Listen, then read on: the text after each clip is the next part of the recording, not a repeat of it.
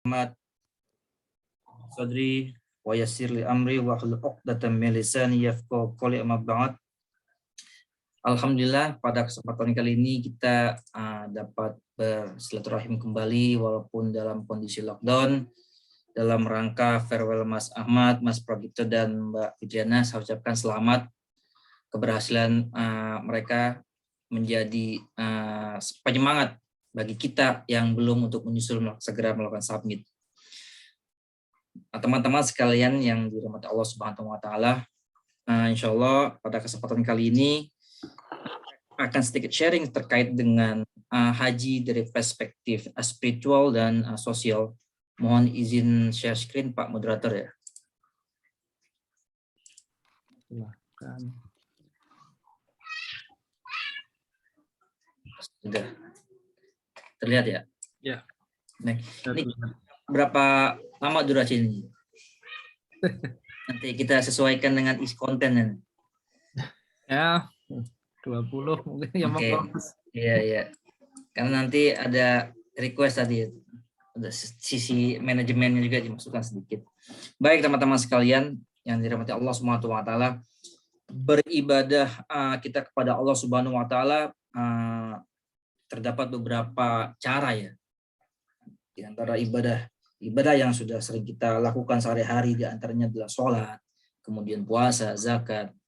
Yang terakhir yang tidak semua umat Islam dapat melakukannya, yaitu ibadah haji. Karena memang ibadah haji adalah ibadah yang mempunyai syarat yang lumayan cukup, tidak semua orang bisa melaksanakannya. Tapi jika orang tersebut dianggap mampu dan orang tersebut tidak melaksanakannya, maka orang tersebut dikatakan berdosa. Oleh karena itu, ibadah haji ini sangat unik. Ibadah yang sangat diberikan keistimewaan oleh Allah Subhanahu wa taala, karena ibadah haji ini kita dapat mengunjungi sebuah bangunan yang berbentuk kotak berwarna hitam ya, yang disebut dengan kiswah. Kiswah itu adalah baju untuk menyelimuti bangunan tersebut, bangunan Ka'bah, di mana Allah Subhanahu wa taala sudah berjanji ya. Wa'ada hadzal baita ayyuhajjahu kullasana situmitin alaf fa inna qasu akmalhumullahu azza wa jalla minal malaikah. Jadi Allah Subhanahu wa taala sendiri sudah berjanji setiap tahun itu Ka'bah itu akan dikelilingi tawaf itu sekitar situ meti alf 1600 tidak menyebutkan minal insan atau minal jin atau minal malaikat, tidak disebutkan, tapi adalah situ miat alf.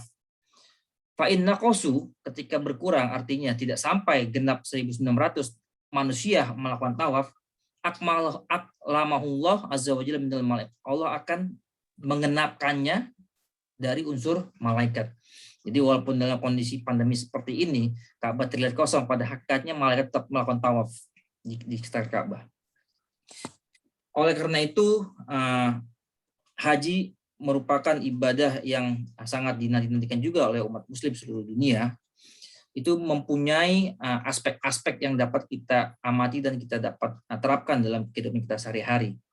Dari sisi spiritual, tentu haji merupakan ibadah yang menjadi prioritas utama, karena kita umat Islam melakukan pergi haji, harapannya adalah haji mabrur. Laisa lahu jaza ilal jannah, tidak ada balasan kecuali ada surga. Kemudian juga bisa haji itu dilihat dari aspek sosial ya. Aspek sosial pun nanti akan kita bahas di dalamnya dari sisi kesalahan sosial ataupun dari status sosial. Kemudian haji juga bisa dilihat dari aspek politik. Dulu kita Indonesia pada zaman penjajahan Belanda, Steenkoch Gronje sempat menyampaikan bahwasanya Jenderal Hindia Belanda itu membangun kantor di Jeddah untuk memantau para haji yang dari Indonesia. Karena haji-haji yang dari Indonesia, di samping mereka melakukan ibadah haji, mereka juga belajar dari syekh-syekh yang ada di Mekah, di Darul Ulum tepatnya, belajar agama yang juga di sana mengajarkan tentang terkait dengan adalah kemerdekaan. Oleh karena itu pada aspek politik haji ini ada kajian tersendiri. Begitu juga dari sisi ekonomi. Dari sisi ekonomi pun haji juga banyak memberikan kontribusi, baik dari sisi neraca perdagangan antara Indonesia dan Arab Saudi. Namun pada kesempatan kali ini saya akan membahasnya dari dua sisi saja, dari spiritual dan sosial. Dari sisi spiritual, Allah Subhanahu wa taala berfirman, "Walillahi 'alan nasi hajjul bait man istata'a ilaihi sabila, wa man kafara fa innallaha ghaniyyun 'anil 'alamin." Potongan ayat pada surat Al-Imran ini yang mempunyai arti bahwasanya Allah Subhanahu wa taala itu memberikan tanda-tanda yang jelas. Di antaranya adalah tanda makam Ibrahim. Kemudian Allah Subhanahu wa taala juga memberikan kewajiban kepada manusia untuk melaksanakan ibadah haji ke Baitullah. Man istata'a ilaihi sabila, tapi di garis bawah man istata'a, bagi orang yang mampu untuk melaksanakannya. Di sini ulama juga ada berpendapat dengan kalimat istitoah. Mampu dari sisi finansial, ya. Mampu dari sisi keamanan dalam perjalanan juga, ya. Waman kafara fa innallaha ghaniyyun 'anil 'alamin. Barang siapa yang mengingkari kewajiban tersebut, maka ketahuilah Allah Maha Kaya dari seluruh alam. Ayat tersebut menggambarkan bahwasannya kewajiban melaksanakan ibadah haji bagi umat muslim, tentunya bagi yang mampu, baik dari sisi finansial maupun dari sisi kondisi perjalanan, itu adalah sebuah keharusan, sebuah kewajiban yang tidak bisa ditinggalkan. Namun ada problematika tersendiri dalam melaksanakan ibadah haji, khususnya dari sisi keuangan, yang nanti saya akan jelaskan di akhir pengajian ini. Ada sedikit informasi terkait dengan pengelolaan dana haji misalnya. Ada diskusi yang menarik dari kalimat istitoah ini, kemampuan finansial. Kemudian di surat Al-Baqarah ayat 197 juga disebutkan, al-hajj ashhur ma'lumatun faman farrada fihinna al-hajja fala rafath fala fusuq wala jidal fil hajj wa ma taf'alu min khairi ya'lamullah wa tazawwadu fa inna khairaz zadi taqwa wattaquni ya ulil albab.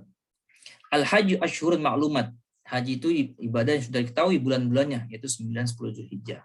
Faman farada fihinna al-hajja, barang siapa yang diwajibkan pada bulan-bulan tersebut untuk melakukan ibadah haji, syaratnya adalah fala rafath, tidak boleh berhubungan badan suami istri, rafath.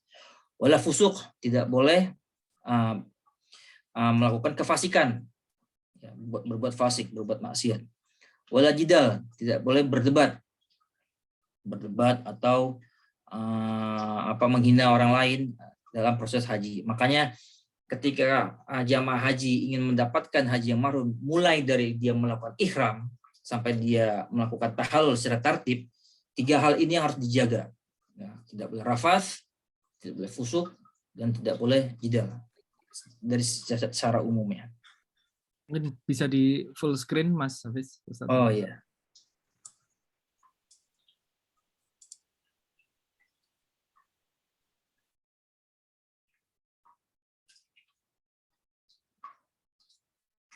Clear, Pak?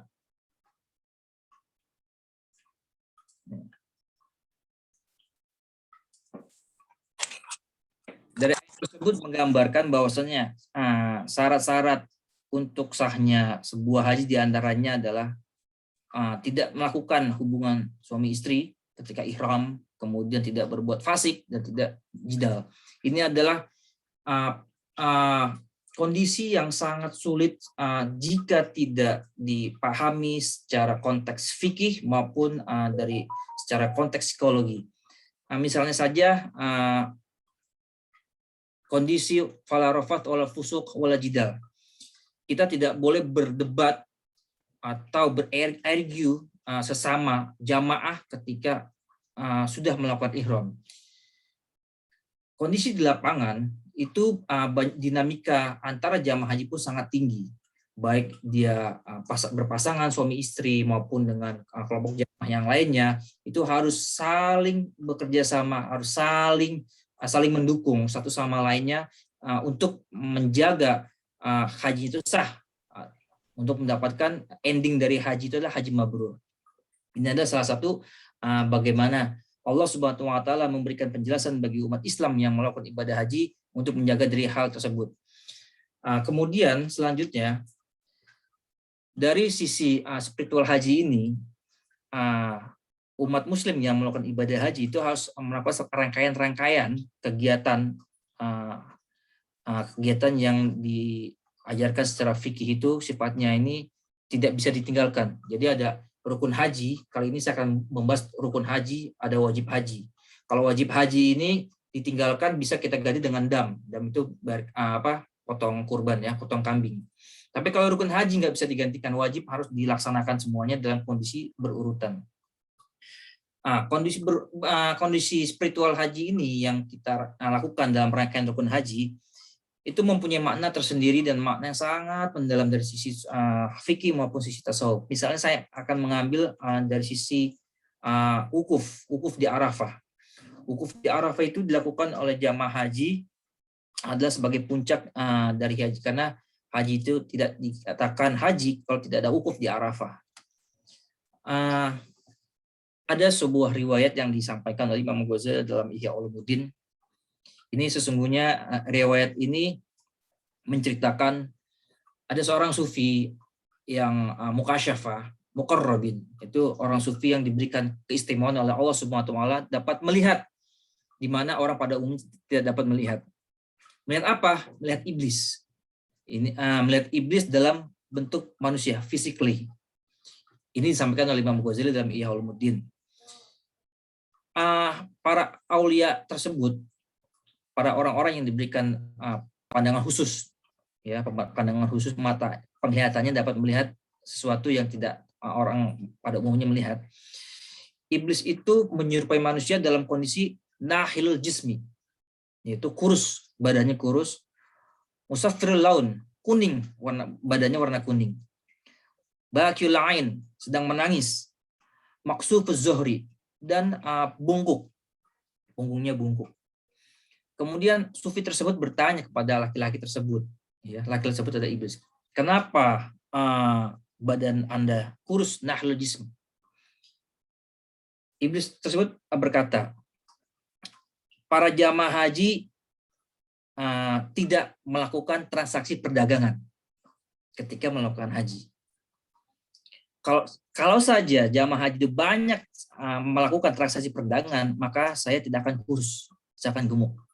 Itu kata iblis. Kemudian sufi tersebut juga, para sufi tersebut juga bertanya kembali kepada pria tersebut, kenapa tubuh Anda musfirul laun, kuning, kulitnya menguning? Kemudian lelaki tersebut menjawab, karena para jamaah haji itu berjuang di jalan Allah. Mereka melaksanakan sesuatu bukan karena harta, bukan karena tahta, dan juga bukan karena faktor-faktor lain selain mendapatkan kepada Allah Subhanahu wa taala. Kalau saja para jamaah haji itu melakukannya itu demi harta, demi tahta atau demi yang lain, maka kulit saya itu tidak berwarna menjadi kuning. Kemudian para sufi bertanya kembali, kenapa Anda itu baqiul ain, menangis?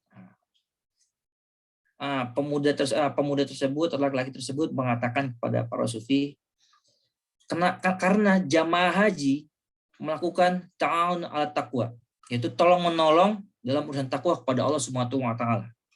Oleh karenanya pemuda tersebut mengeluarkan air mata.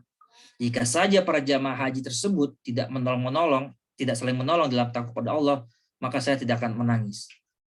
Kemudian para sufi bertanya kepada laki-laki tersebut, kenapa Anda itu maksuful zuhri, punggung Anda membungkuk? Kemudian iblis itu atau pemuda tersebut berkata, para haji itu berdoa kepada Allah Subhanahu wa taala, meminta kepada Allah Subhanahu wa taala supaya husnul khatim. Jadi tidak heran ketika banyak jamaah haji ketika melakukan ibadah haji di Arab Saudi itu, di Mekah, mereka berharap agar mereka itu dapat husnul khatimah di tanah suci.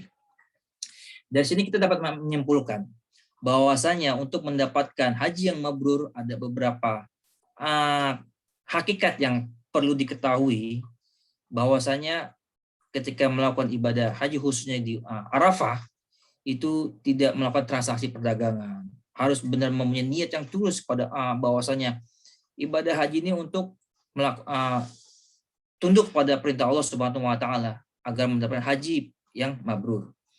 Kemudian ketika di sana juga harus melakukan tolong-menolong dalam konteks takwa kepada Allah Subhanahu wa taala. Dan tentunya yang terakhir, mereka berharap mereka dapat meninggalkan dunia ini dalam keadaan husnul khotimah. Sepanjang saya menjadi petugas haji di Arab Saudi, khususnya ketika dalam sesi Arafah, memang godaan orang yang wukuf di Arafah bervariasi. Ada yang khusyuk di tenda, melaksanakan doa zikir kepada Allah Subhanahu wa taala. Ada juga memang melakukan hal-hal selain zikir kepada Allah Subhanahu wa taala. Ada juga di sana yang meninggal. Mudah-mudahan mereka husnul khotimah ketika wukuf di Arafah. Dalam catatan kami ketika kita melakukan petugas haji di Saudi Arabia ketika wukuf di Arafah, itu catatan kita bisa ratusan orang meninggal setiap tahunnya ketika wukuf di Arafah dengan berbagai macam penyebab. Ada yang sudah over kekurangan dehidrasi, ada memang yang sudah ada penyakit bawaan dan lain sebagainya, macam penyakit lainnya. Dan semuanya itu adalah takdir Allah Subhanahu wa taala dalam rangka mereka mendapatkan ridho Allah Subhanahu wa taala agar menjadi husnul khotimah di tanah suci.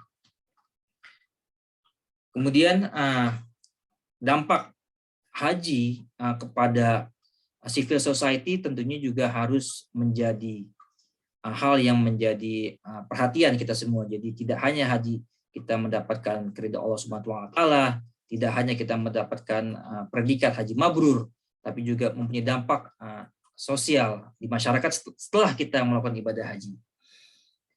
Dan juga haji juga bisa, yang tadi saya sampaikan, haji ada perspektif politiknya juga. Nanti di lain kesempatan kita akan membahas lebih dalam terkait political impact dari ibadah haji ini. Yang menarik di sini yang terakhir ada psychological outcome. Ada juga orang yang pergi haji ini tidak hanya di spiritual, tapi ada kepuasan psikologi tersendiri. Karena kita tahu ini hajinya ada dua di Indonesia ya, ada haji reguler sama haji plus. Nah, haji reguler ini dan haji plus perbedaannya agak signifikan ya, dari sisi harga, kemudian dari sisi fasilitas ya. Itu juga mengalami perbedaan atau distingsi yang signifikan. Namun semuanya itu diberikan dalam rangka pilihan-pilihan bagi jamaah haji Indonesia. Kalau di Australia saya lihat tidak ada haji reguler atau haji plus, itu nggak ada. Sama haji sini 2 minggu dengan harga yang bervariasi ya, karena di manage oleh pihak private company. Teman-teman sekalian, dari sisi haji dari sisi sosial, kita bisa lihat dua aspek. Jadi sosial status maupun dari kesalahan sosial. Kalau dari status sosial, ini ada sebuah riset yang dilakukan oleh Amin Akas ya, dari bukunya itu Haji Sosial. Dia mengambil sampel di orang-orang Betawi di Kampung Makassar, Jakarta Timur. Orang yang melakukan ibadah haji, di samping dia mendapatkan predikat haji mabrur yang diharapkan agar Allah Subhanahu wa taala mengabulkan doanya di tanah suci, ketika mereka pulang ke Indonesia ada dampak-dampak sosial yang mereka dapatkan. Misalnya saja label kata haji di belakang namanya. Misalnya sini Mas Dimas pergi haji, dapat apa, Haji Dimas. Dulu sebelum haji dipanggil Mas Dimas saja nengok, tapi kalau udah pergi haji pulang ke Indonesia dipanggil Mas Dimas nggak mau nengok, harus Haji Dimas baru nengok. Ada juga yang seperti itu, tapi insya Allah Mas Dimas enggak. Ini contoh saja. Itu salah satu contoh-contoh haji status sosial ya. Jadi haji mempunyai dampak di sosial masyarakat.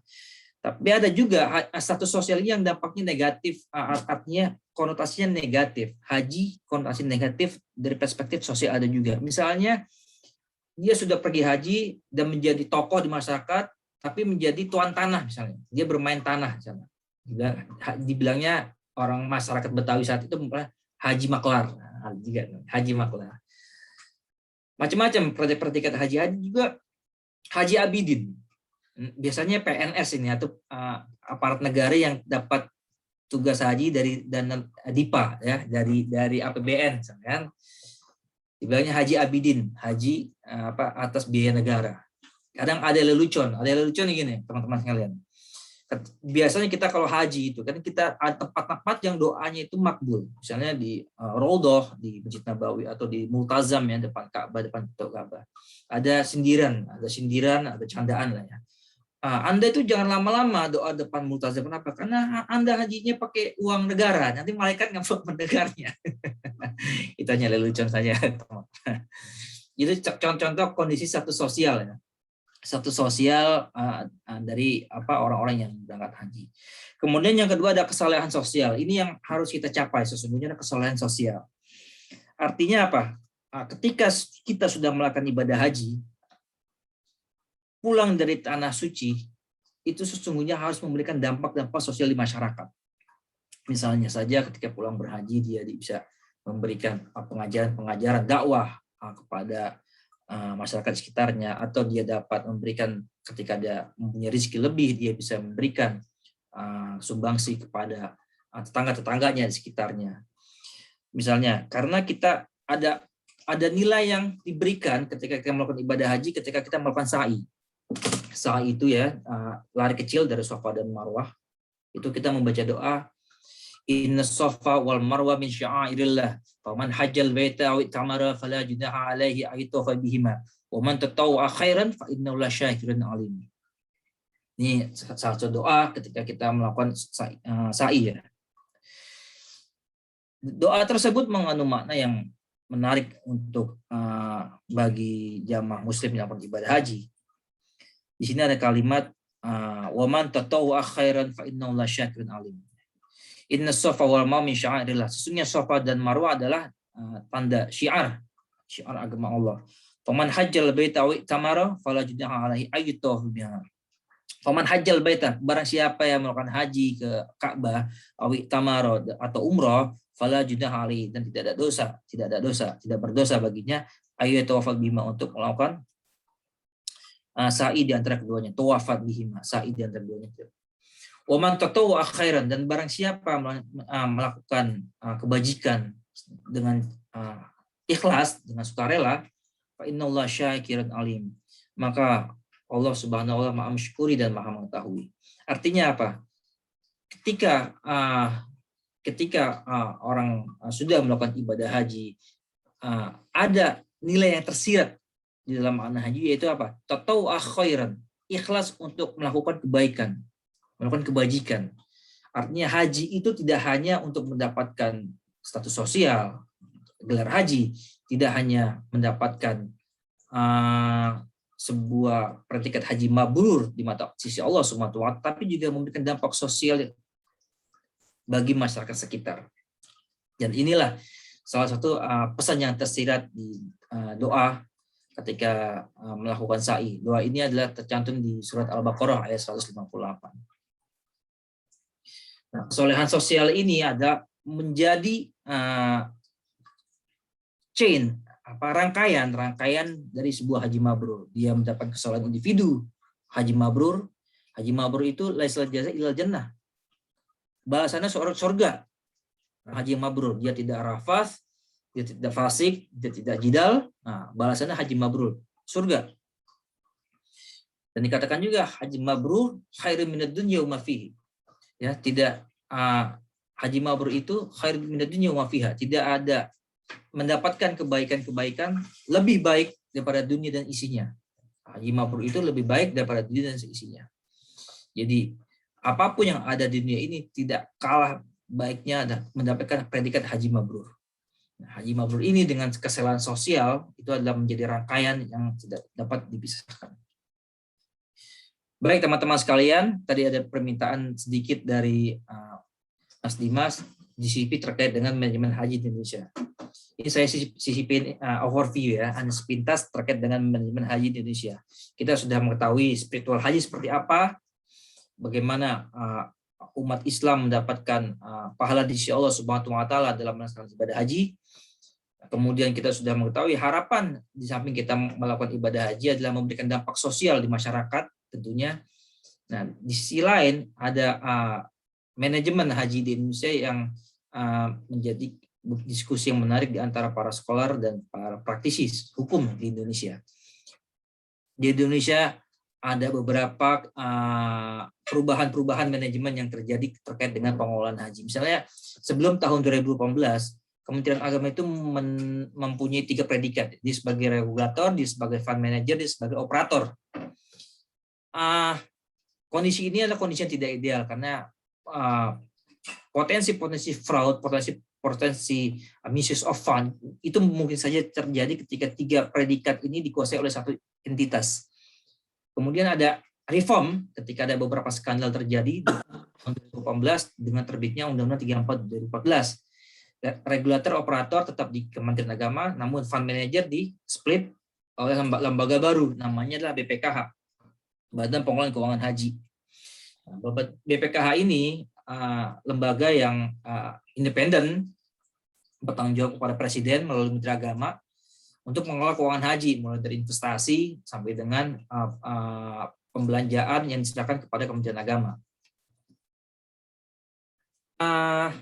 Uang yang sudah diserahkan ke Kementerian Agama itu dibelanjakan oleh Kementerian Agama untuk beberapa hal. Yang pertama di sini untuk pelayanan akomodasi. Pelayanan akomodasi di Mekah dan di Madinah. Di Mekah diupayakan hotelnya tersebut setara dengan hotel bintang 3. Kemudian juga ada pelayanan konsumsi. Diberikan makan nanti itu di Madinah, di Mekah, di bandara dan di Arminah. Tiap tahun frekuensi pemberian makan kepada jamaah itu ditingkatkan ya. Dulu awal-awal di Mekah itu nggak ada, sekarang sudah sampai 40 kali. Walaupun memang masih ada penyesuaian taste pada makanan karena jamaah suka komplain masakannya itu cita rasa Indonesia sih masih kurang ya. Kadang-kadang jamaah haji suka bawa bumbu ini sambal terasi yang suka dimasak oleh Pak Agung tuh kadang suka dibawa sama jamaah haji tuh, karena rasanya kurang nikmat kalau ada tanpa sambal terasi kata mereka. Kemudian juga ada layanan bus ya, itu karena lokasi hotelnya berjauhan, ada yang dekat dengan Masjidil Haram, ada yang jauh, ada bus namanya bus selawat itu yang selalu memberikan akses 24 jam. Mau tengah malam mau tahajud di Masjidil Haram tuh busnya selalu mutar ya. Kemudian ada juga pelayanan di Al-Muznah, Arminah, Musdalifah dan Mina. Jadi ketika saya cerita tentang tentang wukuf di Arafah, itu disediakan tenda-tenda dan makan dan pelayanan kesehatan itu semuanya diberikan oleh Kementerian Agama dan bekerjasama dengan Kementerian Kesehatan. Jadi haji ini ada beberapa kementerian terkait yang berhubungan untuk melakukan pelayanan haji, dan ternyata Kementerian Perhubungan, juga Kementerian Kesehatan dan Agama ya. Kementerian Kesehatan khususnya untuk menyediakan tenaga nakes profesional untuk dikirim ke Makkah dan Madinah untuk melakukan pelayanan ibadah haji yang berkaitan dengan masalah kesehatan. Dan juga transportasi yang diberikan oleh Kementerian Agama ini yang terkait dengan pelayanan dari masing-masing kabupaten ke Arab Saudi Arabia, mulai dari tingkat kabupaten sampai tingkat Mekah atau ke Madinah, ke Jeddah, itu ada perbedaan kebijakan dari masing-masing kabupaten. Ada yang diantarkan langsung ke embarkasi, ada yang melalui bus, ada yang melalui pesawat, karena dari posisi kabupaten ke embarkasi itu biasanya difasilitasi oleh Pemkab misalnya. Nanti dari embarkasi ke Jeddah atau ke Madinah itu baru Kementerian Agama bekerjasama dengan maskapai Garuda, Saudi Arabia Airlines biasanya untuk mengantarkan mereka sampai dengan Jeddah atau ke Mekah. Nah, terkait dengan dana haji, para jamaah haji biasanya membayar kepada BPIH ya sebutannya, membayar kepada BPKH.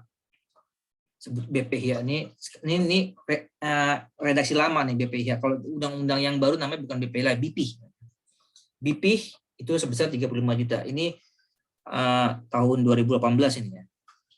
Dengan undang-undang yang baru 2019 istilahnya bukan BPIH tapi BP. Kalau BPIH itu total keseluruhan namanya BPIH, tapi kalau yang bayaran jamaah itu yang 35 juta namanya adalah BP. Nah, kemudian apakah cukup biaya yang disampaikan atau yang diberikan oleh jamaah sebesar 35 juta? Tidak cukup. Nah, ini yang tadi saya sampaikan, ada perdebatan di antara scholar ya, di antara para akademisi. Kalau misalnya saja 35 juta ini nggak cukup untuk melakukan ibadah haji, berarti jamaah haji Indonesia nggak istiqoah dong, nggak mampu dong ya. Ada diskusi seperti itu. Namun ada yang mengatakan juga, oh itu makna istiqoah bukan seperti itu. Jamaah haji menjadi istiqoah ketika mendapatkan subsidi dari indirect cost sebesar 27 juta. Misalnya ada contoh seperti ini dianalogikan. Misalnya Pak Agung ingin pergi haji punya uang hanya 15 juta. Tapi ada Mas Dimas yang rezekinya lebih banyak misalnya kan ngasih ke Pak Agung sisanya misalnya. Kira-kira apakah Pak Agung itu seorang istiqoah atau tidak? Kan seperti itu diskusinya. Atau misalnya dana talangan haji ya. Dulu ada dana talangan haji dari Bank Syariah. Orang yang mau mendaftarkan haji, dia bisa apply ke Bank Syariah. Bank Syariah talangin dulu ke Kementerian Agama, baru mendapatkan nomor antrian haji. Apakah seperti itu tidak istiqoah? Itu diskusi. Pada prinsipnya mereka menjadi istiqoah. Nah, kemudian berapa subsidi yang disumbangkan, yang diberikan oleh konteks dalam ini lebih BPKH ya sekarang ya? Itu sekitar 27 juta. 20 juta per jamaah. Karena sesungguhnya biaya yang dikeluarkan setiap jamaah itu sebesar 62 juta per jamaah. Jadi nggak cukup kan? Kalau kemarin saya coba survei di Australia, jika ingin pergi haji dari tingkat yang murah sampai yang tinggi, itu murah di kita itu di Australia, di Sydney. Di Sydney saya cek kemarin sekitar 6.500 paling murah. Yang moderat 8.000, yang tinggi itu 1.200 ya 12.000 Pak, 12.000. Itu jamaah haji Indonesia biasanya pakai yang 12.000.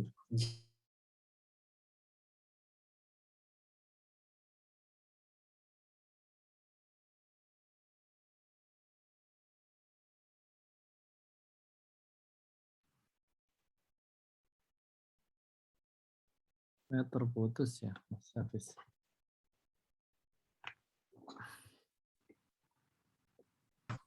Jamaah kan karena ngantri, jadi di Indonesia kan jamaah antrinya nggak main panjang ya. Jamaah total akumulasi sampai dengan tahun 2020 itu sekitar 8,7 billion US dollar, sekitar 150 triliun lah. 140 triliun. Uangnya itu sebagian diinvestasikan di bank syariah, kemudian sebagian lagi diinvestasikan di investasi lainnya, bisa sukuk negara. Nah, itu surat utang negara SBSN ya, surat berharga syariah. Ini di tempatnya ini nih, di tempatnya Mas Adi di Kementerian Keuangan, di Direktorat apa itu Mas Adi, diawasi oleh OJK juga ini kan.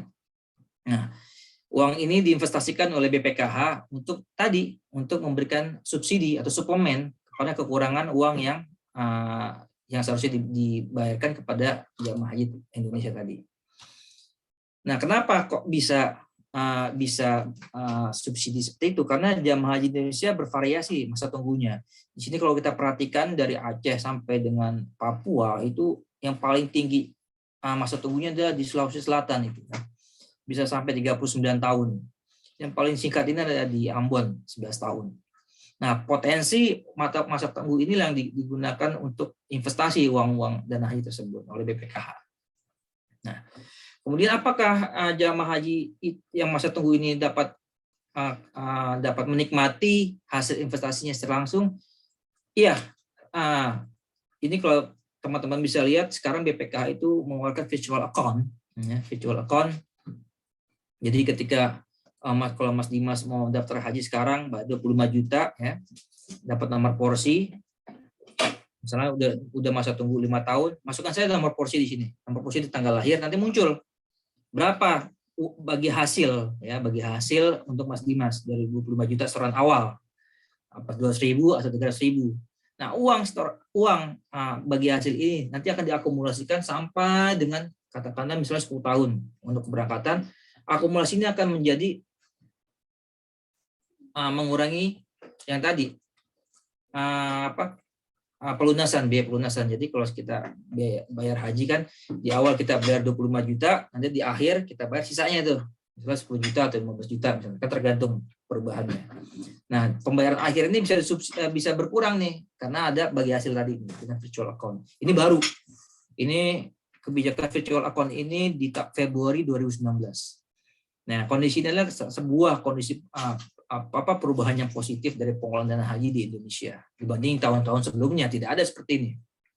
Dan ini sudah memberikan kemajuan-kemajuan dalam pelayanan haji di Indonesia. Walaupun memang di satu sisi ada beberapa hal-hal lain yang perlu ada stimulus untuk melakukan reform di beberapa kondisi-kondisi, misalnya saja terkait dengan indirect cost, itu kan yang tadi saya sebutkan tadi, ini kan masuknya indirect cost yang nantinya ini di angka 27 juta ini di indirect cost ini. Jadi hasil investasi tadi itu disubsidikan kepada jamaah haji untuk mendapatkan angka 62 juta. Itu memang perlu ada upaya-upaya lagi yang lebih jauh untuk dilakukan evaluasi. Mungkin itu Mas Dimas dan teman-teman sekalian. Kurang lebihnya mohon maaf. Wallahu muwaffiq. Assalamualaikum warahmatullahi wabarakatuh. Waalaikumsalam warahmatullahi wabarakatuh. Alhamdulillah, materi yang sangat memberi informasi, terutama untuk saya yang sangat awam masalah perencanaan haji dan pendanaannya. Memang kalau ada rekan-rekan yang ingin ditanyakan, mungkin ada beberapa pertanyaan, kita masih ada waktu, bisa raise hand atau bisa dimasukkan ke chat. Kalau mungkin saya tanya dulu nih Mas Ustadz Hafiz. Tahu saya dulu kan tadi disebut juga ada orang mau dipanggilnya haji itu ada pengalaman teman juga itu saat praktek gitu. Jadi misalnya Pak Budi dipanggil, Budinya akhirnya datang juga Pak Budinya, cuman dia mengkoreksi Haji Budi dok, nah gitu. Jadi dia mengkoreksi kalau dipanggil dengan haji. Memang kita temukan itu. Kalau nggak salah dulu salah satu, mohon koreksi kalau salah, secara sejarah dulu Mas Pradipto ini mungkin ahlinya, itu dimulai dari zaman Belanda supaya orang haji itu ada labelnya, karena biasanya pulang dari haji orangnya bersemangat untuk pergerakan kemerdekaan tadi. Jadi ketika ada label-label hajinya bisa lebih dipantau sama Belanda. Itu apa benar? Betul. Nanti urusannya Mas Pradipto itu bagian sejarah. Ini Pak Yuni ada pertanyaan. Assalamualaikum Ustadz, mau bertanya bagaimana kalau investasi dana haji tersebut tidak untung atau bahkan rugi? 2, apa mekanisme investasi ini sudah transparan ketika akad dengan pemilik dana? Karena mungkin pemilik dana akadnya hanya menabung dana haji, tidak untuk investasi. Insyaallah. Monggo. Iya. Waalaikumsalam. Jadi terkait dengan investasi dana haji, jika tidak untung atau bahkan rugi, itu di undang-undang dijelaskan tanggung renteng. Yang menanggung adalah anggota BPKH. Jadi bunyinya, tapi dengan syarat. Kalau misalnya kerugian tersebut tidak dikarenakan fraud, tidak dikarenakan lalai, tidak sesuai dengan undang-undang yang berlaku terkait dengan investasi, itu mereka itu harus tanggung renteng bertanggung jawab. Nah, tapi di sisi lain ada lembaga lain yang menjamin simpanannya, berinvestasi simpanannya LPS. Lembaga penjamin simpanan memberikan kontribusi juga untuk protek uang jamaah, berarti uang pokoknya saja ini kan, karena sifatnya menabung di bank kan. Apapun sekarang kita kan kalau menabung di bank kan rata-rata bank sudah ada kerjasama dengan LPS ya, nominal tertentu kan. Kemudian apakah mekanisme investasi ini transparan ketika akad dengan pemilik dana? jamaah haji saat ini sudah melakukan kontrak namanya akad wakalah. Akad wakalah ini akad yang memberikan otorisasi kepada pemerintah dalam hal ini adalah BPKH untuk melakukan pengelolaan keuangan haji. Nah, namun memang dari perspektif akademik ya saya melihat detail pada akad wakalah ini belum sepatutnya disampaikan. Artinya akad wakalah yang tertuang di dalam kontrak tersebut itu tidak detail bentuk investasi apa. Jadi hanya sifatnya global menyerahkan kepada BPKH. Kalau kita bandingkan dengan di Australia misalnya teman-teman yang mendapat superannuation di sini atau di sini namanya kalau pensiun fund sini itu superannuation untuk pensiun fund ada pilihan opsi ya. Apakah uang itu mau diinvestasikan?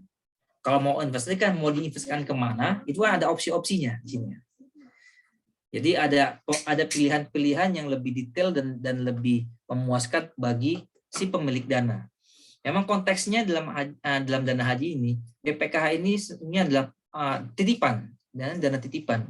Jadi uangnya tetap secara fikih, secara syariah tetap milik jamaah haji. BPKH ini sebagai agent, hanya sebagai pengelola doang. Nah, terkait dengan terkait permasalahan akad wakalah tadi, akad wakalah pun dilakukan ini setelah adanya undang-undang haji. Dulu belum ada yang namanya akad wakalah. Akad wakalah ini baru saja ketika undang-undang 2018 ini ya, undang-undang 2014 nomor 34 ini disahkan, itu baru ada kalimat diwakilkan kepada BPKH dan turunannya di peraturan pemerintahnya itu dibunyikan jamaah haji melakukan tanda tangan akad wakalah ketika melakukan registrasi di bank penerima setoran atau BPS istilahnya. Nanti terkait dengan kesehatan BPS seperti apa nanti urusannya Mas Salim nanti yang itu meriksa itu OJK kan. Bagaimana kesehatan sebuah bank layak atau tidak untuk dijadikan bank penerima setoran. Itu mungkin kira-kira Mas. Terima kasih Ustaz Hafiz. Ini kan ada pertanyaan dari Mas Bambang.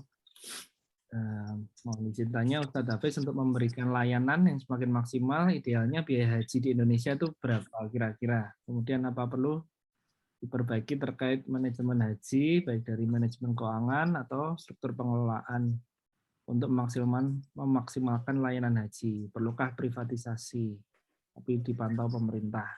Terima kasih. Ya, yang pertama terkait dengan idealnya biaya haji di Indonesia. Kalau misalnya kita mau fair itu tadi sekitar tahun 2017 berapa itu? 62 juta. Kalau kita mau fair tanpa ada subsidi dari investasi return, ya segitu, bayar 62 juta.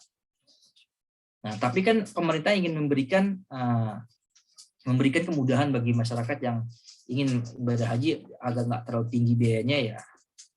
Disubsidilah dari investasi yang ada, dan investasi dana haji yang ada untuk memberikan keringanan. Itu aja kan jamaah haji yang ber-25 juta saja kan sudah harus menjual sawah, menjual yang lain, apalagi kalau dibikin 60 juta atau 65 juta. Kalau sekarang terakhir 2019 kemarin udah lebih itu, bisa hampir 70 juta, 75 juta itu untuk satu orang.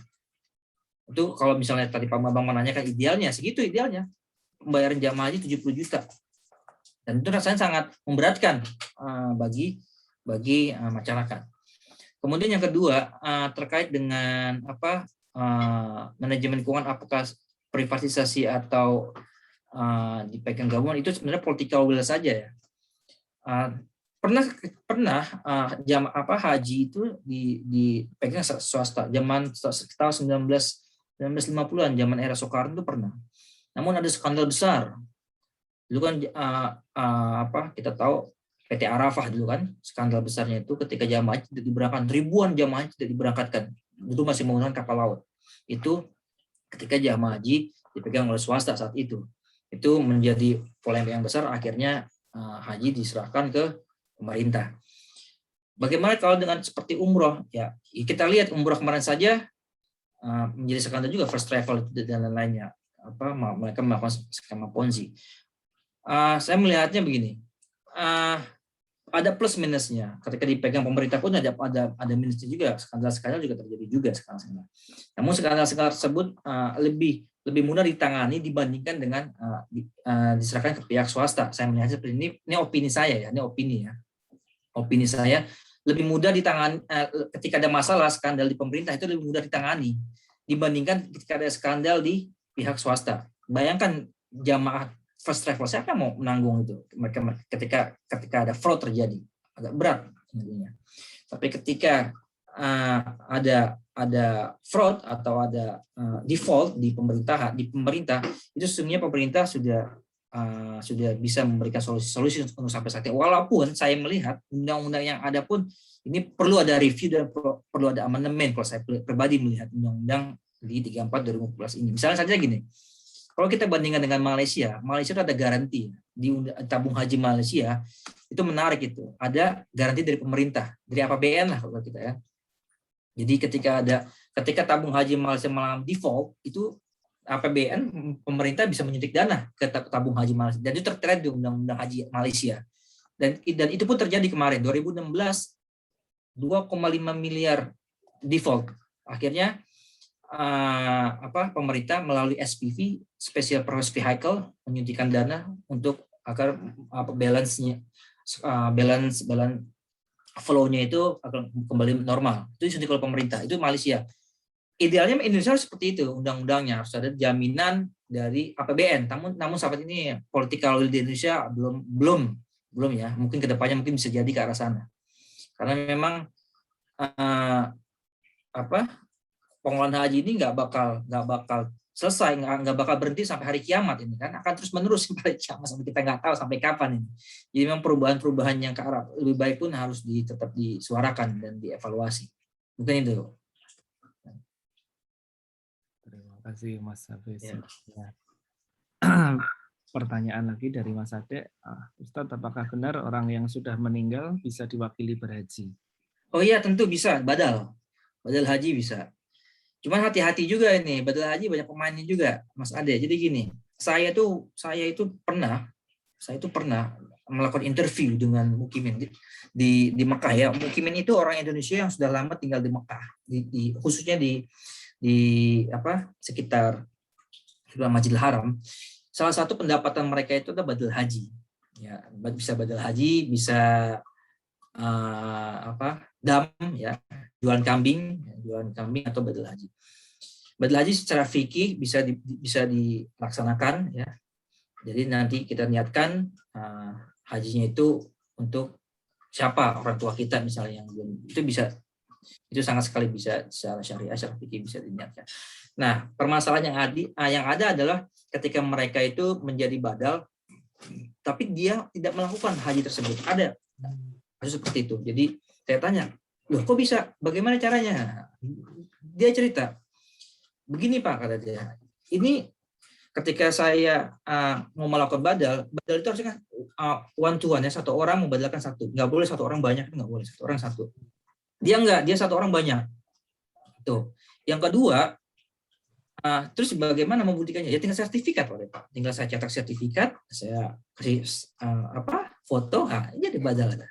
Oknum itu sangat nggak baik itu. Nah itu artinya hati-hati untuk membadalkan haji ini. Dan dia modusnya mencari orang, jadi dia mencoba masuk ke travel ke KBIH untuk siapa yang mau badal lah, mereka dibadalkan kepada oknum tersebut.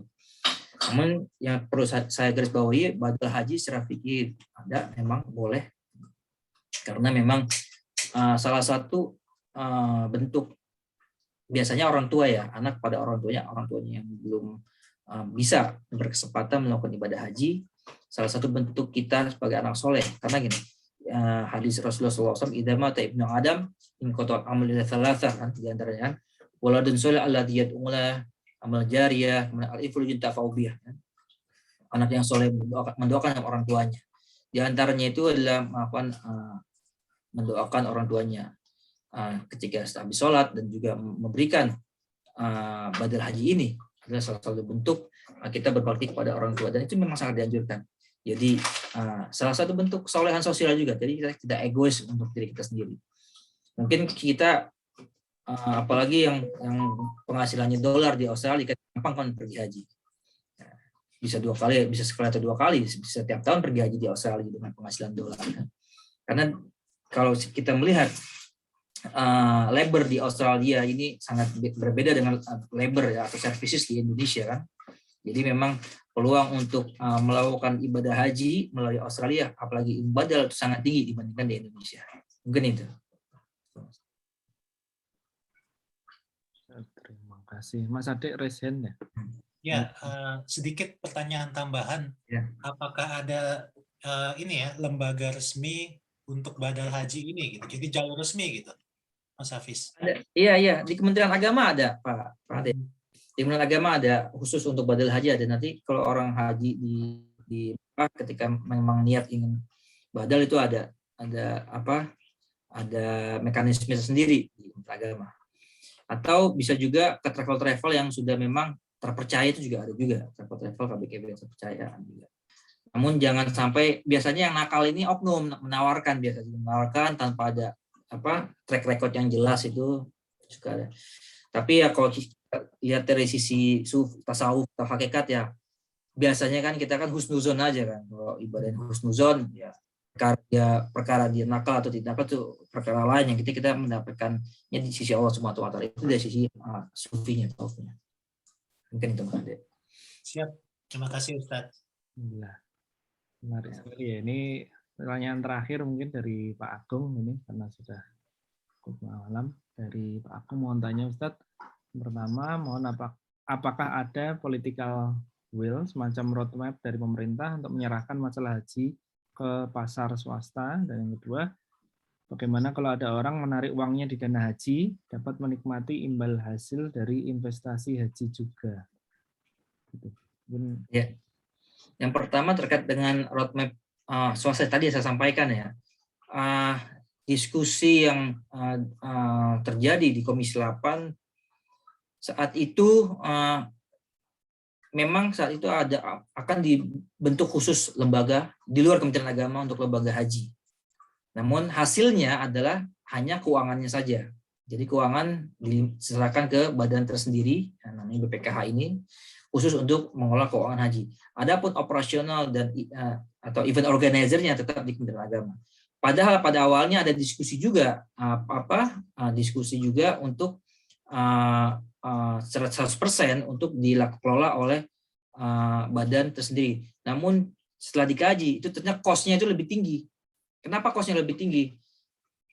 Secara struktural hierarki itu mengelola haji itu rumit seperti orang bertempur di medan perang. Dari tingkat pusat sampai tingkat daerah itu ada strukturnya. Dan strukturnya itu integrated di kantor-kantor Kementerian Agama. Jika ini diserahkan ke pihak lain atau badan lain, baik itu swasta maupun pemerintah, ini akan sulit untuk menerapkan rangkaian komando ini.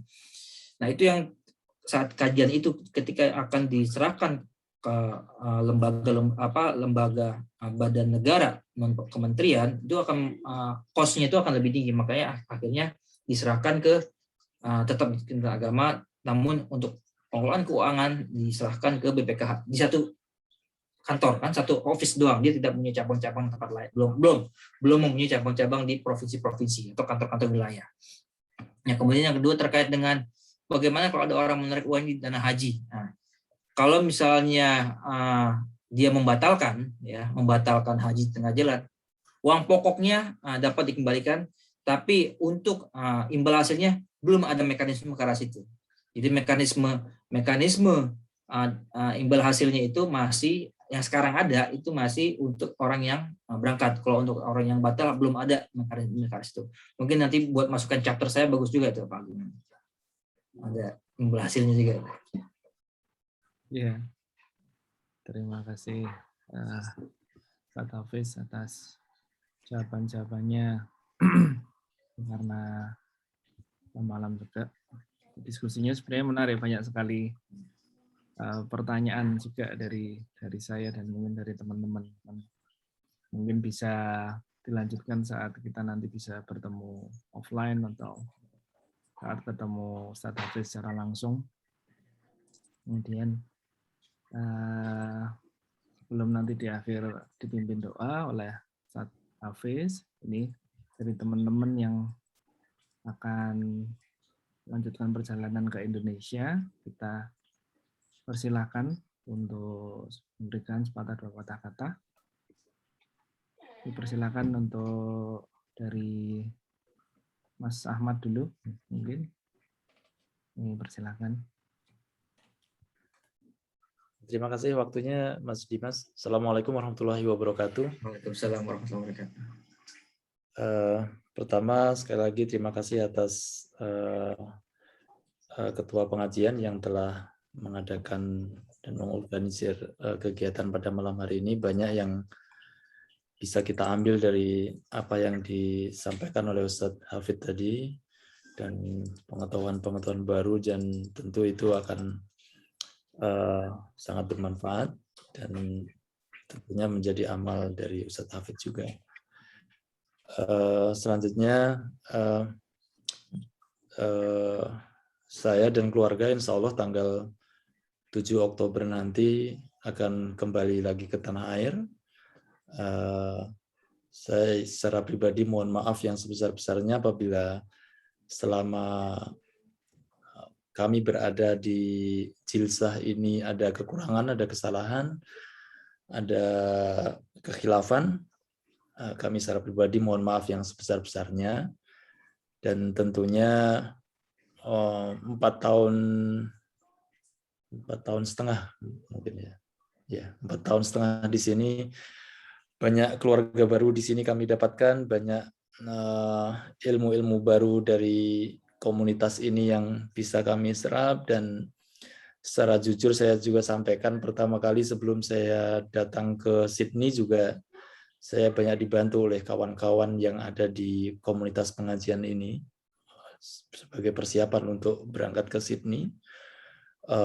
Kemudian juga begitu tiba di sini langsung bertemu dengan kawan-kawan di pengajian yang ketika itu masih normal, belum ada Mbak Delta ya, jadi masih sering ketemu secara offline, dan itu menjadi support system tersendiri buat kita sehingga kita bisa survive dalam perjalanan jihad mencari ilmu ini. Jadi sekali lagi komunitas ini, jilsah ini sangat memberikan struman yang positif untuk perjalanan studi kami selama di sini. Kemudian selanjutnya kami juga mohon doa semoga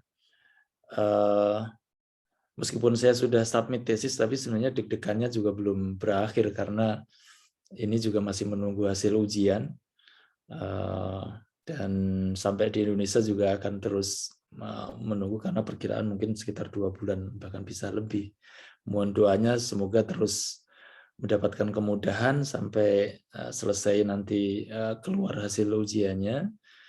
Juga mohon keikhlasan doanya untuk kelancaran perjalanan kami, karena traveling di saat pandemi seperti ini juga sedikit perlu memeras keringat dan kantong sedikit. Jadi mohon doanya semoga sampai tanah air, karantina, dan sampai kembali ke kampung kami di Gontor terus mendapatkan kemudahan dari Allah Subhanahu wa taala. Amin. Kemudian selanjutnya saya juga mohon izin ketika nanti saya sudah kembali lagi di tanah air, saya akan tetap mohon izin untuk terus berada di grup pengajian ini, dan jika kawan-kawan lihat isi grup WhatsApp ini juga banyak sekali yang generasi beberapa tahun yang lalu, bahkan hampir 10 tahun yang lalu masih ada di sini. Itu semoga menjadi satu wadah bagi kita untuk terus menjalin silaturahim. Meskipun mungkin karena tugas dan kewajiban di kampung halaman yang tidak memungkinkan bagi kami untuk terus update di sini, tapi insya Allah saya akan terus melihat perkembangannya sebagai tombol kangen. Dan tentunya kalau ada pengajian online juga kami akan berusaha untuk ikut sehingga silaturahminya terus terjaga, dan tidak menutup kemungkinan nanti kita bisa menjalin komunikasi lebih intens lagi kalau sudah selesai studinya. Di sini banyak sekali kawan-kawan yang di universitas, di perguruan tinggi, di pemerintahan, di swasta, di NGO. Itu saya kira kita bisa bersama-sama merapatkan barisan untuk kemajuan Indonesia tentunya. Dan ini saya yakin menjadi aset yang luar biasa sekali untuk bangsa kita. Ada dari lintas profesi ada di sini. Itu insya Allah kalau kami perlu bantuan atau segala macam, mungkin pertama kali yang saya hubungi ya kawan-kawan di komunitas ini. Mungkin nanti saya di kampung, di Gontor perlu penyuluhan kesehatan dari Pak Dokter, mungkin Pak Dokter Dimas saya kontak duluan untuk santri-santri kami umpamanya. Atau perlu bagaimana kita bermedia sosial, mungkin Mas Adik saya kontak dulu nanti untuk memberikan pencerahan tentang hal ini. Jadi ini saya merasa rezeki yang luar biasa sekali berada di dalam komunitas ini, dan sekali lagi ini perlu kita jaga. Saya kira itu yang bisa saya sampaikan. Sekali lagi kami dan istri serta keluarga mohon maaf yang sebesar-besarnya apabila selama di sini berada dalam komunitas pengajian ini ada kesalahan. Sekali lagi saya mohon maaf yang sebesar-besarnya. Semoga silaturahim ini terus terjaga meskipun kita terpisah ruang dan waktu. Terima kasih, mohon doanya. Assalamualaikum warahmatullahi wabarakatuh. Waalaikumsalam warahmatullahi wabarakatuh. Terima kasih Mas Ahmad. Kemudian Mas Pradipto, kami persilakan. Ya. Terima kasih. Selamat malam. Assalamualaikum warahmatullahi wabarakatuh. Ya, senang sekali bisa bertemu lagi dengan rekan-rekan semuanya, dan terima kasih untuk panitia dan segenap tim komunitas pengajian yang sempat menyempatkan untuk membuat acara khusus dalam rangka farewell pas saya dan Mas Ahmad dan juga Mbak Fitriana. Ya, walaupun saya dulu juga mungkin sudah cukup lama ya, sejak pandemi saya tidak terlalu aktif di sini, tapi hanya sekali dua kali muncul. Ya mungkin karena kesibukan juga ya, jadi sebenarnya ini cukup alhamdulillah juga saya tetap bisa cukup on the track untuk submitting ini. Jadi cuman 3 bulan ya, 3 bulan extension. Saya kan mulai dari bulan Juli 2017. Jadi setengah semester saja alhamdulillah sudah bisa rampung. Ya, tapi memang cukup jatuh bangun, terutama pada waktu sekitar 1 semester terakhir ya. Jadi dari awal mungkin bulan-bulan Januari itu ada perombakan besar, jadi saya kebetulan juga tertutup lockdown sehingga saya tidak bisa akses sumber untuk perbaikan, sehingga ya akhirnya mundur sedikit. Ya, untuk saya sebenarnya rencananya tadinya mau sampai akhir tahun ya, karena ini akhir tahun itu kan visa saya terakhir ya Desember, tapi ya kebetulan juga karena lockdown dan banyak dari bahan-bahan saya juga sudah dikirim ke Indonesia gitu ya. Jadi saya kira lebih baik untuk lebih cepat sedikit, sekitar jadi tanggal 7 saya pulang dan keluarga ya.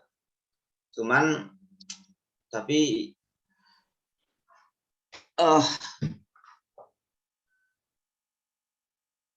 ya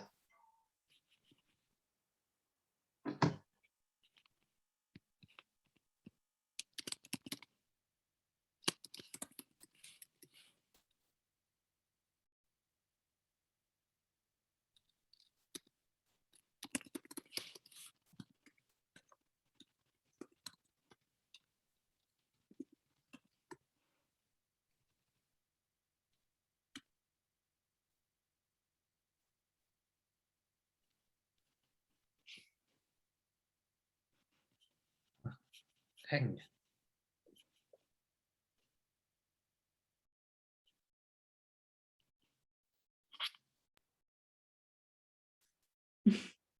Videonya terputus.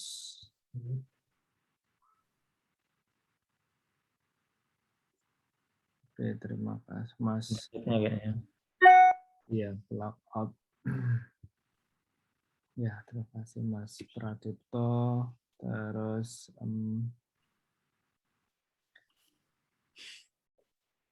ini Mbak Fitriana pamit di chat, masih di jalan, belum bisa ikut memberikan sepatah dua patah kata. Mungkin dari rekan-rekan semua yang online di sini, persilakan kalau ada yang ingin menyampaikan juga salam ke Mas Ahmad, Mas Pradipto, Mbak Fitriana yang akan pulang. Mungkin ada yang mau menyampaikan, silakan. Mohon izin ya, Dok. Monggo. Assalamualaikum warahmatullahi wabarakatuh. Waalaikumsalam. Ya, sekali lagi saya atas nama pribadi, atas nama saya dan Ratri dan juga atas nama rekan-rekan yang pernah mengampu kepengurusan pengajian periode sebelumnya mengucapkan kepada Ustadz Ahmad dan Mbak Amel, kemudian juga Mas Pradipto dan Mbak Retno, kemudian juga Mbak Fitriana, selamat kembali ke tanah air. Mudah-mudahan semua ilmu, bekal, pengalaman, jejaring, silaturahim yang sempat dijalin di sini dapat menjadi manfaat, menjadi berkah dan manfaat, dan menjadi sarana untuk berkontribusi lebih baik dan lebih luas lagi di tanah air nanti. Tentu saja kalau saya pribadi juga yakin ya dengan kapasitas yang luar biasa seperti Ustadz Ahmad dan Mbak Amel, kemudian Mas Pradipto dan Mbak Retno, kemudian Mbak Fitriana pastinya akan dulunya sudah berkontribusi luar biasa dan akan berkontribusi lebih luas dan lebih berdampak lagi bagi tanah air tercinta. Kemudian juga tidak lupa atas nama pribadi, keluarga dan juga rekan-rekan kepengurusan pengajian sebelumnya, mohon maaf sebesar-besarnya atas segala kekurangan, segala kesalahan atas interaksi kita selama ini. Juga terima kasih banyak sekali. Wabil khusus izinkan saya juga menyampaikan apresiasi pada Ustadz Ahmad yang juga merupakan ketua pengajian kita beberapa periode yang lalu dan masih bergabung dan masih berkontribusi terhadap pengurus periode-periode selanjutnya dengan berbagai bentuk yang luar biasa. Demikian sekali lagi juga menggarisbawahi apa yang disampaikan oleh Ustadz Ahmad tadi. Mudah-mudahan silaturahim jejaring yang sudah kita miliki, yang sudah kita jalin bersama selama di Sydney ini dapat menjadi sarana juga bagi kita untuk berkolaborasi, untuk bekerja sama untuk kemaslahatan bangsa, negara, dan umat yang akan datang, insya-Allah. Lagi selamat jalan kepada Ustadz Ahmad, Mbak Amel sekeluarga, kemudian Mas Pradipto, Mbak Retno sekeluarga, dan juga Mbak Fitriana sekeluarga. Kemudian perjalanan lancar sampai dengan selamat, sehat, sentosa, dan juga dilimpahi kelancaran dalam proses karantina dan kemudian berkumpul kembali dengan keluarga di kampung halaman. Kemudian salam dari Ratri, mohon izin dia tidak tampak di layar pada malam hari ini. Demikian Dok, terima kasih. Assalamualaikum. Waalaikumsalam warahmatullahi wabarakatuh. Terima kasih Mas Salim. Dari rekan-rekan yang lain, ada yang ingin menyampaikan?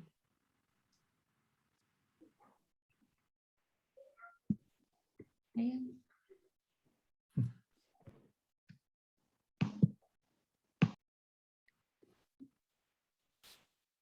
Dari Mas Ade, Pak Agung, Ustadz Hafiz. Mas Pradipto masuk lagi kayaknya. Mas Pradipto. Nah, lanjut nih Mas Pradipto. Tadi maaf, sampai visa Desember tadi. Iya. Terputus ya. Jadi visanya Desember. Tapi cuman saya pulang lebih dulu karena kebetulan sudah packing barang-barang dan juga saya untuk memudahkan ya nanti kalau ada revisi atau apa akhirnya saya ambil tiket kemarin bulan September ini sebenarnya sih baru, jadi ambil yang tanggal 7 pas kebetulan yang sudah setelah selesai selesai vaksin dan memenuhi syarat-syarat baru saya ambil tiket itu untuk pulang. Nah, tapi kebetulan ini karena istri kerja kan ya, jadi syaratnya vaksin itu nggak bisa penuh semua, jadi cuman akhirnya saya pulang dulu gitu. Ya, pulang dulu nanti jadi nyusul sekitar berapa minggu gitu ya, mungkin 3 minggu 2 minggu. Jadi nunggu setelah udah di vaksinasinya genap ya, full vaksin 2 kali. Jadi ya, tapi insya Allah sih akhir Oktober sudah kumpul di sana. Sudah di Indonesia semua. Jadi mungkin sama karantinanya ya sekitar seminggu kan ya, 8 hari. Duluan ya, Mas. Nah ini ya insya Allah mudah-mudahan ya, semoga semuanya lancar. Amin. Dan bisa tetap keep in touch.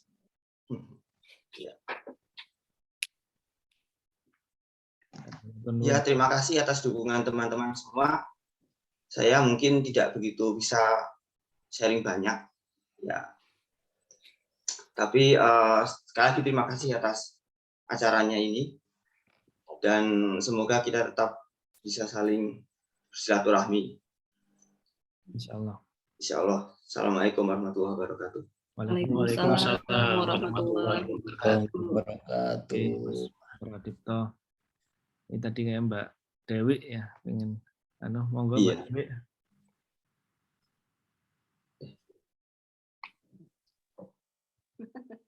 Alhamdulillah, Mas Ahmad dan keluarga beserta Mas Pradipto dan keluarga akhirnya hajatnya kelar ya Mas. Cukup membuat semangat kami di sini untuk yang lagi lockdown kayak gini tuh, kalau lihat orang sukses itu jadi bikin semangat kayak gitu. Jadi kalau bisa selesai itu tadi Mas Ahmad bilang kayak ini ya, belum kelar gitu ya, masih deg-degan. Ya, itu Dulu Bude. Apa namanya? Kalau yang lain udah paham bahasanya. Budenya lagi nervous ya. Menyiapkan ini kok nggak kebaca. Aduh, buka dulu contekannya Bude. Teleprompternya lagi nggak fungsi ya.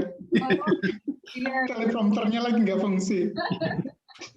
Ini perlu kita meetingnya itu offline nggak gitu? Udah belibet ya Zoom terus. Mbak Dewi ini ya, Mbak Dewi masih ribet ngurus PR-nya Faris buat besok. Besok kan libur ya? Masih libur sekolah kok Om. Oh masih libur ya?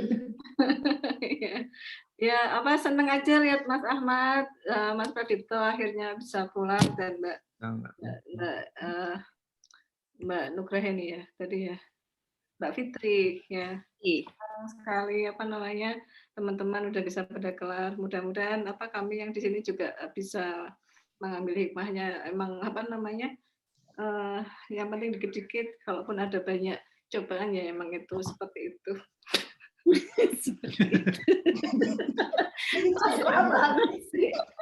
Paham Mbak Dewi. Ya, Faris mau ngomong apa Faris?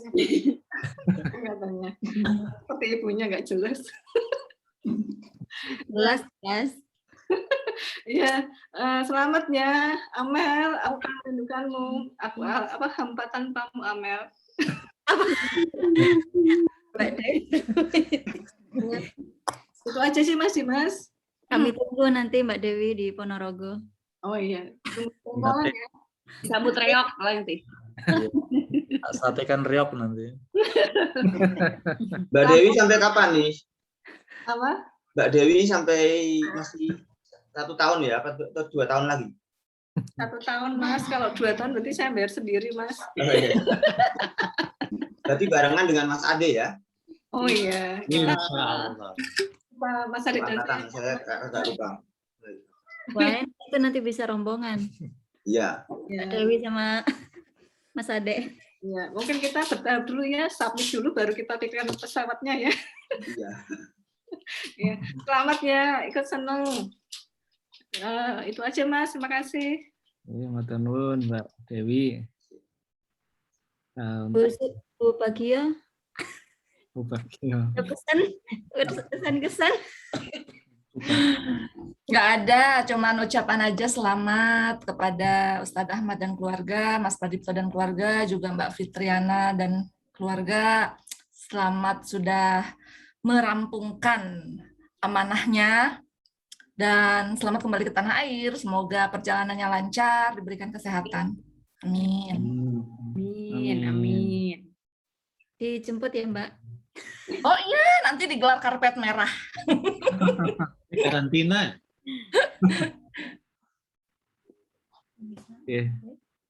By the way, ini rencana mau karantina di mana Mas Ahmad? Saya Di Wisma Atlet atau di yang gratisan aja Mas. gimana? Soalnya keluarga besar hampir 3.000 lebih. Saya tanya-tanya kemarin. Lebih baik 3.000 ya buat mecel di Ponorogo bisa beberapa tahun. Buka warung Pak. Udah mulai sepi kan ya? Maksudnya udah nggak terlalu ini. Tapi sekarang katanya sudah tidak terlalu COVID-nya nggak terlalu ini ya, terlalu kasusnya nggak sebesar kemarin. Oh iya. Mulai melandai. Semakin membaik Indonesia, alhamdulillah. Mungkin gara-gara Mas Pradip mau pulang nih jadi membaik. Luar biasa. Mas Pradipto di mana itunya? Gimana? Karantinanya? Mungkin di Wisma aja dah.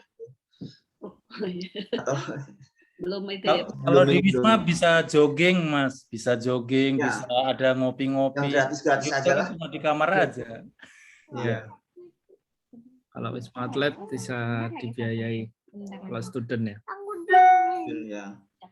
Mas Pradipto tanggal berapa sih Mas? Mohon maaf tadi. Tanggal 7. Itu tanggal penerbangannya kapan? Tanggal 7. Oh sama kayak dengan Ustadz Ahmad keluarga. Sama ya. Mungkin cuman ya nggak tahu kereta ininya sama nggak flight-nya, pesawatnya. Garuda juga sih tapi cuman ya. Sama harusnya ya, karena kan penerbangan jarang. Ya. Nanti ada teman di karantina lah itu. Nah, lumayan itu. Iya. Ntar rebutan nasi kotak Mas Pradipto. Ya. Bun, udah mikir nasi kotak aja Bun. Pesan Gojek lah. Kan nggak bisa request ya Mbak Efta. Bisa jajan ya Bun. Ya, beli cilok. Yang Oke. Nah, udah malam juga kita lanjutkan agendanya dengan doa bersama dipimpin oleh Ustadz Hafiz, terutama untuk ya rekan-rekan yang akan melakukan perjalanan dan untuk kesehatan kita semua di Sydney dan di Indonesia. Monggo, tafadhol Ustadz Hafiz. Baik, Bismillahirrahmanirrahim. Mari kita Allah Subhanahu Wa Taala. Mudah-mudahan segala urusan kita baik yang masih di Sydney maupun yang akan kembali ke tanah air diberikan kemudahan oleh Allah Subhanahu Wa Taala, diberikan kelancaran dalam perjalanannya, dan mudah-mudahan pandemi ini akan segera berakhir. Amin ya rabbal alamin. Ila hadratin Nabi Mustafa Rasulullah sallallahu alaihi wasallam bismil Fatihah. Bismillahirrahmanirrahim. Alhamdulillahirabbil alamin arrahmanir rahim maliki yaumiddin. Iyyaka na'budu wa iyyaka nasta'in ihdinas siratal mustaqim siratal ladzina an'amta 'alaihim ghairil maghdubi 'alaihim waladdallin. Amin. Astaghfirullahaladzim. Hamdan syakirin, hamdan na'imin, hamdan ni'ama kafi mazida. Ya Rabbana lakal hamdu kama yanbaghi li jalali wajhikal karimi wa 'azimi sultanik. Allahumma yassir lana umurana ya muyassir. Kullu 'asir yassir muradi wa sahil fuadi bi fadlika wasi'. Ya Hafiz ya munji ya kafi ya mughni. Unsurna sitrakal jamil kama sitral anbiya min satfara'ina waj'al bainana wa bainahum sadda. Allah ini a'udzubika minal baras wal junun wal juzam wa min sal asqam. Allahumma anfa'na al bala wal waba wal fakhsha wal mihan ma zahara wa ma batan fi badina hada khassa wa fil buldati muslimina 'amma bi rahmatika ya arhamar rahimin. Rabbana Inna fid dunya hasanah wa fil akhirati hasanah wa qina adzabannar. Subhana rabbil izzati amma yasifun wa salamun alal mursalin walhamdulillahi rabbil alamin. Fatihah. Bismillahirrahmanirrahim. Rahmanirrahim. Iyyaka na'budu wa iyyaka nasta'in. Shiratal mustaqim. Shiratal ladzina an'amta 'alaihim ghairil maghdubi 'alaihim waladdallin. Alhamdulillah.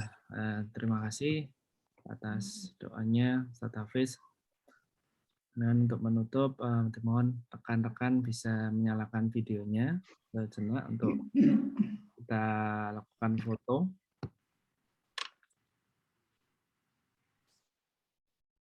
Mungkin yang bisa on, silakan on.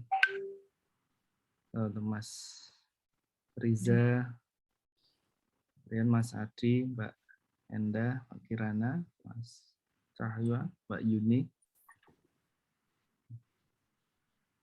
Oke, saya Pak Roko, Pak Labang.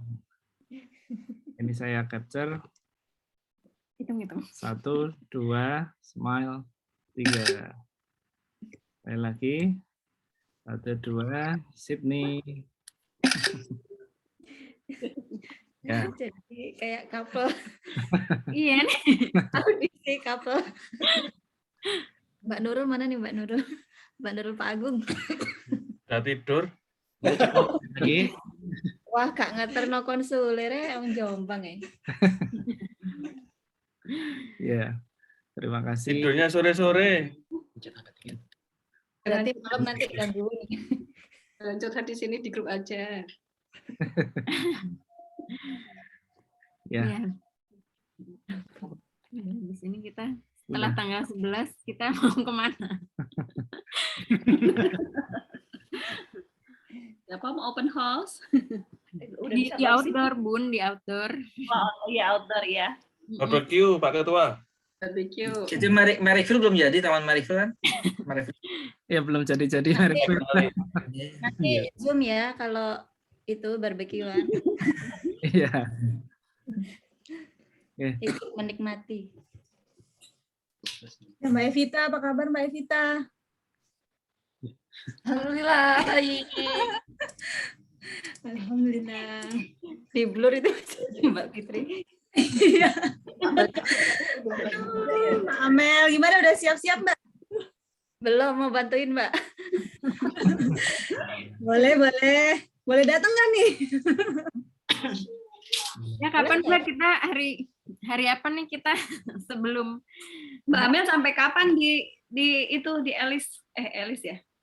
Ya, Elis Street. Senin siang mungkin Mbak. Dan siang kami keluar. Hijrah lagi. Kata Mas Dimas tadi hijrah ya. Hijrah lagi. Mudah-mudahan lancar. Untuk Mas Ahmad sama Pak Dipto, Mbak Fitri, semoga lancar ya. Selamat untuk pencapaian selama ini. Amin. Terima kasih Mas Agung. Semoga ilmunya barokah. Berguna bagi nusa dan bangsa. Amin.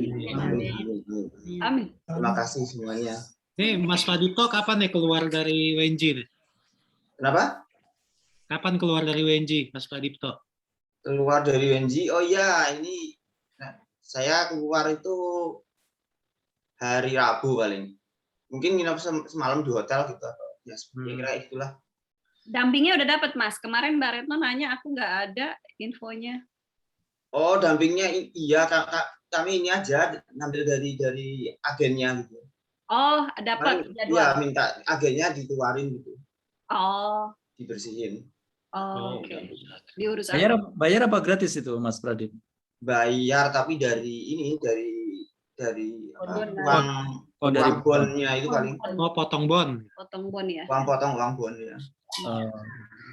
Kalau saya alhamdulillah ada tetangga depan rumah baru pindahan, jadi beberapa barang besar sudah diambil. Kemudian ada kalau mau ambil beberapa barang saya yang juga ngambil barang-barang kami yang ini, saya sangat berterima kasih sekali. Jadi tinggal barang yang kecil-kecil aja. Ya siapa tahu itu terlalu berat bawa laptop. Saya yang terima kasih, Ustaz. Pak Ahmad, terima kasih Mas Roko.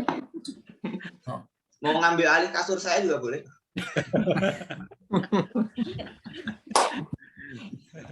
Mbak Dewi, nanti kayaknya kami nggak jadi ikut damping. Alhamdulillah kemarin udah buang perintilan-perintilan itu, ada yang damping day. Ikut Mbak Yuni di Belmore kemarin udah. Ya kalau masih ada nanti.